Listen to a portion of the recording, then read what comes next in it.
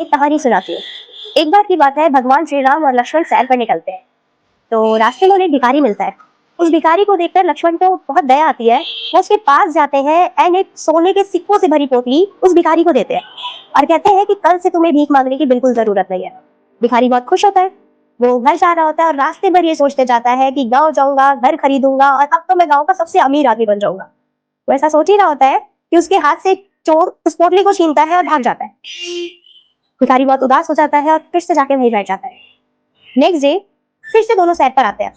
अब लक्ष्मण उस भिखारी को वहां देखकर बहुत ज्यादा गुस्सा करने लगते हैं कि कल तुझे मैंने सोने की पोटली दी थी और आज तो फिर यहाँ आकर बैठ गया।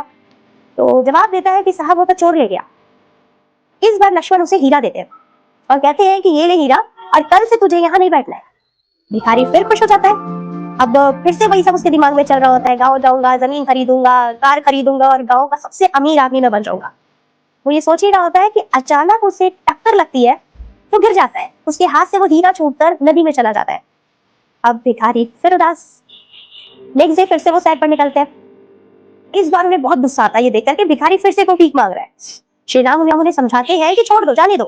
वो दोनों उसके पास जाते हैं और श्री राम उसे चंद सिक्के देते हैं और कहते हैं तू इसी में खुश रह। फिर उसके बाद से जब भिखारी घर जा रहा होता है तो यही सोच रहा होता है कि इन सिक्कों का मैं क्या ही करूंगा, थोड़े से सिक्के मेरे किस काम के ये। तभी सामने से एक मछुआरा आ रहा होता है। सिर के ऊपर ऐसी बहुत सारी मछलियां रख रखी होती है उसमें, जिसमें एक मछली बहुत तड़प रही होती है। तो भिखारी की नजर उस मछली पर पड़ती है। तो वो सोचता है कि यार ये सिक्के मेरे तो किसी काम के नहीं है, मैं एक काम करता हूँ, इस मछली को खरीद लेता हूँ, शायद इसके काम आ जाए, शायद मैं इसकी जान बचा सकूं, मेरे तो किसी काम के है नहीं है। तो वो मछुआरे को वो सिक्के देता है और कहता है ये मछली मुझे दे दे। वो मछली को लेता है और नदी के पास जाकर उस मछली को छोड़ देता है। जैसे ही मछली नदी में उतरती है उसके मुंह से वो हीरा निकलता है। ये देख के भिखारी बहुत खुश होता है और बहुत जोर से चिल्लाता है मिल गया मिल गया। तो बहुत खुश होता है वो। पीछे से वो चोर गुजर रहा होता है जिसके हाथ में वो सोने की पोटली होती है। उसे लगता है कि उसे देख के चिल्ला रहा है। वो भागता हुआ आता है और कहता है भाई शोर मत मचा, गाँव वाले मुझे बहुत मारेंगे। तो तू एक काम कर, तू ये पोटली ले ले अपनी, बस शोर मत मचा, ये गाँव वाले मुझे बहुत मारेंगे। भिखारी बहुत खुश होता है, उसके पास तो हीरा भी आ गया और सोना भी आ गया।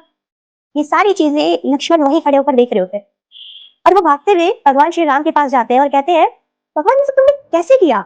मतलब उसे हीरा भी मिल गया, सोना भी मिल गया, ये सब मुझे समझ नहीं आया। भगवान श्री राम कहते हैं जब तुमने उसे सोने की पोटली दी तब उसने अपने बारे में सोचा। जब तुमने उसे हीरा दिया तो भी उसने अपने बारे में सोचा। पर जब मैंने उसे कुछ सिक्के दिए तो उसने अपने बारे में नहीं सोचा। उस वक्त उसने किसी की जान बचाने के बारे में सोचा। जब जब उसने अपने बारे में सोचा तो मैंने उसके लिए नहीं सोचा, लेकिन जब उसने किसी और के बारे में सोचा तब मैंने उसके बारे में सोचा। So moral of the story, हमेशा दूसरों के लिए सोचो। तुम्हारी सोचने के लिए वो बैठा है ना,